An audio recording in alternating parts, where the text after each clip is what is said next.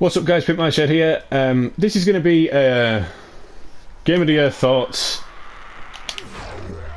Oh, what I think is going to get Game of the Year in the public eye. My Game of the Year. I'm not going to say my Game of the Year. I will say my current Game of the Year. So we'll get around to that.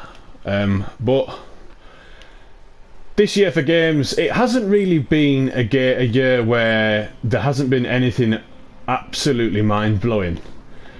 There's people that will disagree with that statement, but for me, I don't think there has been anything that's been absolutely like, oh my god, what the hell is this?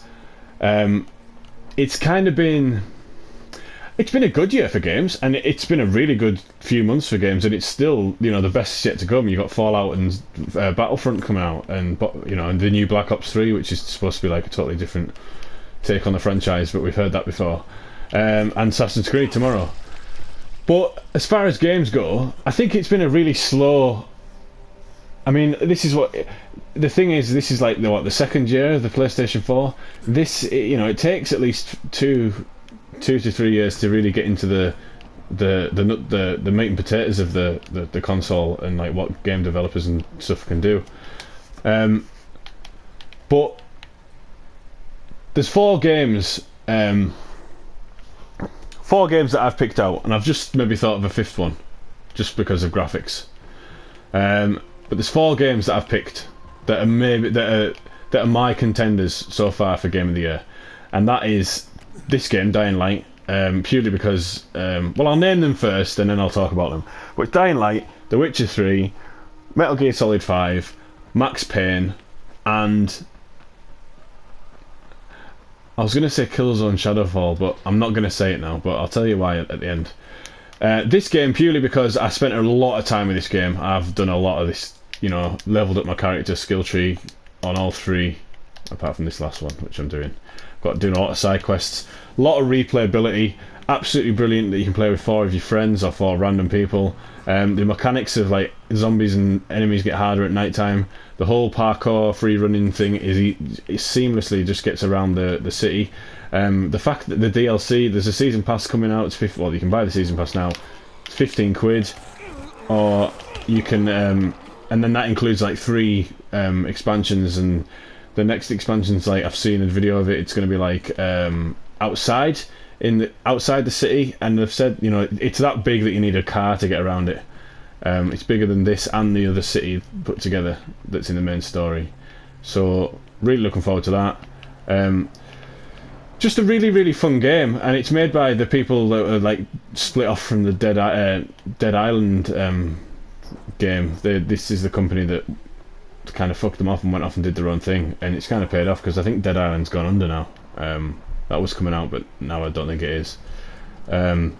So this was definitely a contender, and this is the game that I've had the most time with other than Destiny, and the reason that I'm kind of struggling with picking one, I mean, there's still a lot to come out. This isn't my game of the year. I'm not going to decide now because there's still games that are coming out.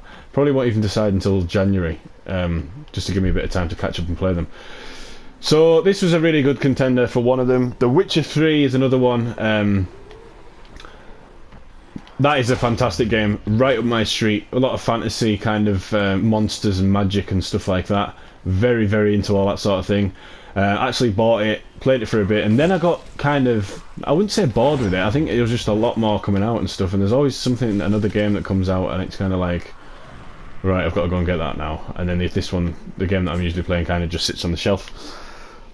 But it's a great game. Like I said, the company that made it really led a really good example. They did a lot of free DLC, which was a lot of quests, a lot of in-game items and stuff like that for free, because they believe that, you know, once you buy a game, the game's developers shouldn't try and rip the person who's bought the game off for loads of money. You should continue to support that game. Saying that, they did bring out a season pass, but it was only 20 quid, and there's 2 expansions, and that adds like, I think it's like 30-40 hours to the game. So I've bought the expansion, and I think the reason that I've got all these games is because when the drought comes, when the gaming drought comes, which is like January to like May, I'm gonna have all these back catalogue to play, so that's kind of a positive thing to come out of it. So that's another good contender for the game of the year. Metal Gear Solid 5, Phantom Pain, amazing game. I've only got 18% into it. I haven't had a lot of time with it. I thought I would have had a lot of time. I thought I would have finished it by now because I am a Metal Gear Solid crazy fanatic. But yeah, really weird intro to the game. I'm assuming the story's as weird because it's Kojima. It's also sad that he's leaving. I've heard the ending's terrible, which I'm not really looking forward to finishing the game because I've heard it's shit. A really bad ending. It's my phone there, just ignore that. That's a Metal Gear Solid ringtone. So yeah, that's, you know, graphically it's amazing. Open world Metal Gear Solid game. The online's fun, even though everyone just runs around and plays it like Call of Duty. It's not, you know, it's meant to be kind of like a stealth game. Nobody really plays it that way. That's why I kind of think that Call of Duty has kind of ruined online multiplayer shooters forever. So that's another game that's a contender for me. Max Payne is a game that I've bought, and that's like 20. Fucking hell, I've only played about 20 minutes of that. Literally 20 minutes, maybe half an hour. Well, what I played, I really enjoyed. That was a game that not a lot of people knew about. It kind of slipped under everyone's radar. Didn't really get marketed very well. I think it was the same week that Until Dawn came out. I'm not too sure, but even then, that didn't get marketed very well. I'm sure Until Dawn and Mad Max came out. It was on the same weekend as Metal Gear, so Metal Gear overshadowed it. That was exactly what happened, and they've kind of been pushed aside. But yeah, really big fan of that. What I played, I really enjoyed, and again, it's going to be a game. The world, the fact that you can, you know, it's open world. You can upgrade your car, put guns on it. There's a lot of car vehicle combat and stuff like that. So that's another game that I kind of think would, you know, if I had more time with it, and maybe would be a contender. But as it stands, and I know Fallout's coming out, and I know Battlefront's coming out, and I know Assassin's Creed's coming out, and Assassin's Creed's supposed to be really good, and I've ordered that, and that's coming tomorrow. I'm probably going to do another gameplay video on that tomorrow. But as it stands at the moment, I would say the game that I've enjoyed the most this year is probably The Witcher, or this Dying Light. Dying Light for fun factor, Witcher for just like a fucking amazing game. You can just immerse yourself in and lose yourself into that world and the characters, and you know, it's really hard, but I'm playing it on hard. I'm playing it on a setting where basically, if Geralt, the main character, if his health goes down, I can't just meditate and then wake up and my health's fixed like you can in normal mode, which I can think is kind of like cheating. I'm playing it on hard, so if my health's down, I've got to go hunting basically, and hunt an animal, kill it, cook it, eat it to get my health up.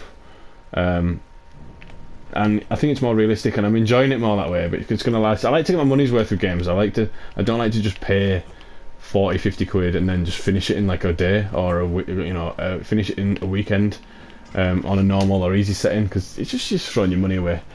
But I'm digressing. But The Witcher, I think, is my game of the year so far, followed closely by Dying Light. Witcher just beats it because of its sheer size and epicness, and depth.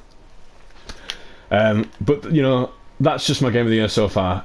Everybody is absolutely hyped up for Fallout. Everybody is saying that Fallout's going to get game of the year. I would say publicly, the awards, you know, the game of the year, I think, is probably going to either be Fallout 4 or Metal Gear, purely because it's Kojima's last game. But I think Fallout 4 is probably going to get it. Will say something though, I couldn't get into Fallout 3. I think I was a late comer to the franchise, and I think I kind of just bought it for 20 quid. It'd been out for ages, and I picked it up and I was like, oh, everyone seems to go on about this game. Played it for a bit, and then I think Deus Ex Human Revolution was coming out, and that game just blew my mind. So I kind of put it on the shelf, and I didn't pick it up again. But that's not to say, I'm not saying it's a bad game. I think it was a good game what I played. You know, I'm a really big fan of Elder Scrolls games and Skyrim. So I'm really going to try and get into this Fallout 4, because I really want to get into the hype like everyone else has. And from what I've seen, which isn't a lot, but from what I've heard and seen, and the way they launched that game was just fantastic as well. I think that was really, really good. The way they just kind of kept it all quiet and secret, and then everyone was just expecting them to announce the game, and then it was like, oh yeah, we're gonna make Fallout 4. Oh, and here's a 20-minute gameplay video. And by the way,